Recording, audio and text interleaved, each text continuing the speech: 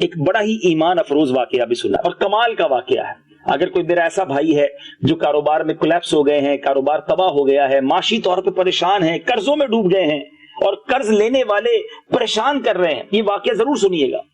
Baghdad میں ایک بڑا مالدار شخص رہتا تھا، اس کا بہت بڑا بزنس تھا، خشکی اور سمندر کے راستے جو ہے وہ تجارت کرتا تھا، اس کے باقاعدہ سامان سمندر کے ذریعے آتا تھا، خشکی کے راستے سے بھی آتا تھا. لیکن اچانک اس کے کاروبار میں ایک ایسا بھونچال آیا، ایک ایسا جس کو آپ کہیں پیچ و خم آیا کہ سب آہستہ آہستہ تباہ ہو گیا. اب بری طریقے سے مجبور ہو گیا، بوجھ تلے، قرض کے بوجھ تلے دب گیا. اب صرف 500 روپے ایک بندے کا قرض تھا، لیکن اس کے پاس 500 روپے بھی دینے کے لیے نہیں تھے. تو اب قرض لینے والے نے بڑا اس کو پریشرائز کیا کہ میرے پیسے دو. اس نے میرے پاس پیسے نہیں. اس زمانے میں خیر 500 کی رقم بھی ایک زیادہ رقم کہلاتی تھی. تو اس نے جا کر قاضی کے پاس عدالت میں کیس کر دیا. قاضی نے اسے بلایا اور کہا کہ تم نے اس کے پیسے دینے؟ اس نے کہا ہاں مجھے پیسے دینے. تو دے دیجیے. تو پھر دیتے کیوں نہیں ہو؟ میرے پاس پیسے ہیں نہیں، مال کچھ بھی نہیں ہے، میرا کاروبار ختم ہو گیا، میں دینا چاہتا ہوں مگر میرے پاس دینے کو کچھ نہیں ہے. قاضی نے کہا کہ کوئی معتبر ضامن دو، کوئی گارنٹی دینے والا دو ورنہ تو میں قید میں ڈال دوں گا. تو اس شخص نے کہا کہ اب ایسا کرتے ہیں کہ ایک رات کے لیے مجھے چھوڑ دو تاکہ میں اپنے بیوی بچوں کے ساتھ وہ رات گزار لوں، میں پھر کل آ کر گرفتاری پیش کر دوں گا. تو اس نے کہا کہ ایک رات کے لیے بھی تم جو جاؤ گے تو اس کے لیے کوئی گارنٹی ہے؟ تو قاضی سے وہ کہتا ہے کہ میرے اس رات کے ضامن میرے آقا علیہ الصلوۃ والسلام ہیں، تم نبی پاک کے نام پر مجھے جانے دو، میں صبح واپس آ جاؤں گا. قرض خواہ جو تھا وہ بھی عاشق رسول تھا، مسلمان تھا، کہ ٹھیک ہے ایک رات کے لیے تم چلے جاؤ. نبی پاک کا نام جو لیا ہے، وہ شخص بڑا مغموم پریشان اپنے گھر آیا. بیوی بچوں نے دیکھا تو سب پریشان ہو گئے کہ بڑے غمگین ہیں. تو اس نے کہا کہ بس مجھے آج رات کی اجازت ملی ہے، صبح مجھے عدالت میں پیش ہو کر گرفتاری دینی ہے، یا 500 روپے دینے ہیں یا گرفتاری دینی ہے، رقم تو ہے نہیں. ایک رات کے لیے نبی پاک کے نام کی ضمانت لے کر، پیارے آقا کا نام ضمانت کے طور پر کہا ہے اور آیا ہوں. اب صبح مجھے واپس جانا ہے اور اپنے آپ کو گویا گرفتار کروانا ہے، شاید پھر زندگی میں باہر نہ نکل سکوں. وہ زوجہ بڑی عاشق رسول تھی. اس نے کہا کہ گھبراؤ نہیں، جب نبی پاک علیہ الصلوۃ والسلام کا تم نے نام لیا ہے نا، انہیں ضامن بنایا ہے، تو اب فکر نہ کرو، آقا ہی کرم فرمائیں گے. اس شخص نے کیا کیا؟ درود پاک پڑھتا رہا، درود پاک پڑھتا رہا. درود پڑھتے پڑھتے اس کی آنکھ لگ گئی، آنکھیں بند ہوئی. خواب میں نبی پاک علیہ الصلوۃ والسلام کی زیارت ہوئی. سرور کائنات علیہ الصلوۃ والسلام نے فرمایا بشارت ہو، صبح سویرے بادشاہ کے وزیر کے پاس جا کر کہنا کہ رسول اللہ صلی اللہ تعالی علیہ وسلم تمہیں سلام فرماتے ہیں اور تجھے حکم دیتے ہیں کہ میری طرف سے 500 دینار، ایک روایت کے مطابق یہ 500 دینار تھے، 500 دینار کا قرضہ ادا کرو، جس کے سبب سے قاضی نے مجھے قید کرنے کا حکم سنایا ہے، اور میں تو صرف رسول اللہ صلی اللہ علیہ وسلم کی ضمانت سے نکلا ہوں، میرے آقا کے نام سے میں باہر آیا ہوں. پھر پیارے آقا علیہ السلام نے وزیر کی ایک نشانی بھی بتائی کہ اس سے کہنا کہ تم ہر رات پیارے آقا علیہ السلام پر 1000 مرتبہ درود پاک پڑھتے ہو. گزشتہ رات تم گنتی بھول گئے تھے اور تمہیں شک ہوا کہ پتہ نہیں گنتی پوری ہوئی کہ نہیں. تمہیں مبارک ہو کہ تمہاری گنتی پوری تھی، اور یہ مبارک خواب دیکھ کر اب یہ آدمی بڑا خوش ہوا، بیدار ہوا. آقا نے نشانی بھی بتائی تھی. یہ وزیر کے پاس گیا، دیکھا کہ وزیر کے پاس تو بڑے مصروفیت چل رہی ہے اور خود بھی کسی گھوڑے پر سوار ہو کر کہیں جانے والا ہے. تو اس نے وزیر کو سلام کیا اور کہا کہ مجھے کسی نے تمہارے پاس بھیجا ہے، تم سے بات کرنی ہے. اس نے کہا کس نے بھیجا ہے؟ اس نے کہا میرے آقا علیہ الصلوۃ والسلام نے، رسول اللہ صلی اللہ علیہ وسلم نے بھیجا ہے. اب وہ وزیر ٹھہر گیا. اب فرمائیے کیا فرمانا.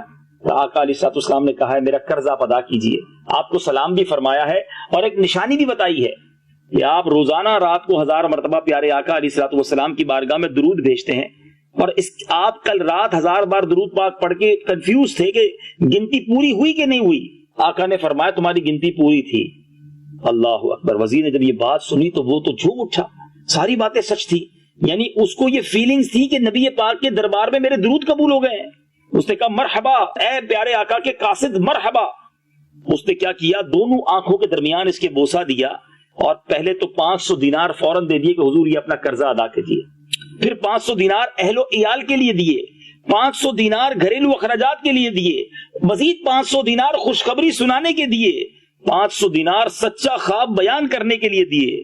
اللہ اللہ، 2500 دینار ہاتھ میں ہے.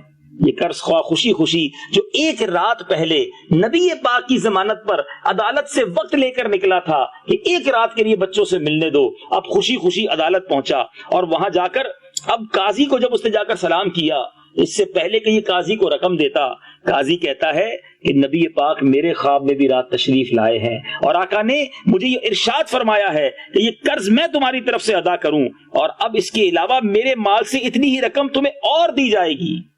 قاضی کہتا ہے، جج کہتا ہے میں قرضہ ادا کروں گا، آقا نے خواب میں مجھ پر بھی کرم فرمایا ہے۔ اللہ اکبر، اللہ اکبر۔ قرض خواہ کہتا ہے ذرا رکو تو صحیح، میں سارا قرضہ معاف کرتا ہوں کیونکہ نبی پاک علیہ الصلوۃ والسلام رات میرے بھی خواب میں تشریف لائے ہیں، آقا نے مجھ پر بھی کرم فرمایا ہے اور مجھے بھی یہی وصیت فرمائی ہے، بلکہ یہ بھی فرمایا ہے کہ 500 دینار تمہیں اور دینے ہیں۔ اللہ اکبر۔ ادھر قاضی نے 1000 دینار دیے، جس کا قرض لوٹانا ہے وہ بھی 500 دینار دے رہا ہے، وہ شخص جس کے پاس 1 دینار نہ تھا اب 4000 دینار لے کر اپنے گھر کو لوٹ رہا ہے۔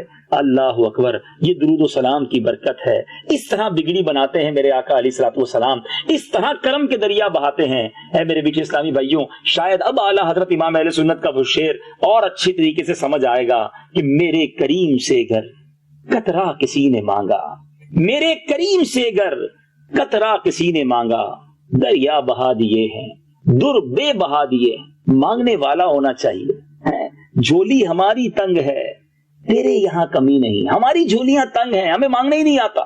اتنا دیا سرکار نے مجھ کو، اتنی میری اوقات نہیں، یہ تو کرم ہے ان کا، ورنہ مجھ میں تو ایسی بات نہیں۔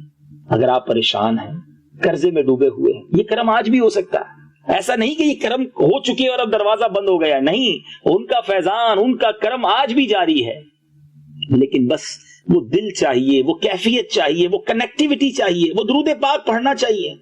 آج بھی اپنے آقا کو تڑپ کر پکاریے، وہ ضرور کرم فرمائیں گے۔